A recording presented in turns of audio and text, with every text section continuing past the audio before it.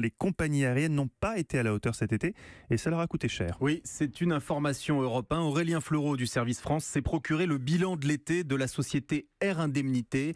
Plus de 800 000 passagers ont souffert de retard ou d'annulation et ils sont de plus en plus nombreux à être indemnisés parce que les voyageurs connaissent leurs droits. 19 juillet, aéroport de Nantes, direction Alger pour Séverine, son mari et leurs 2 enfants. Ils viennent d'enregistrer leurs bagages quand juste avant d'accéder à la salle d'embarquement, elle reçoit un SMS, le vol est annulé. On enregistre nos bagages et puis en montant les escaliers, déjà j'avais reçu un message indiquant que le vol était annulé. Pourquoi, on n'avait pas vraiment de raison. On ne savait rien en fait, on nous a laissé comme ça debout à attendre. C'était la catastrophe quand même.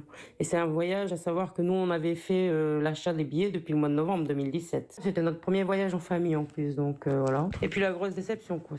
Jusqu'à aujourd'hui on a un peu du mal à digérer la chose quand même. Quelques heures plus tard, sans information claire, ils décident de rentrer chez eux. Voyage reporté au mois de décembre prochain. Seul soulagement, la rapidité du remboursement des billets et du versement des indemnités.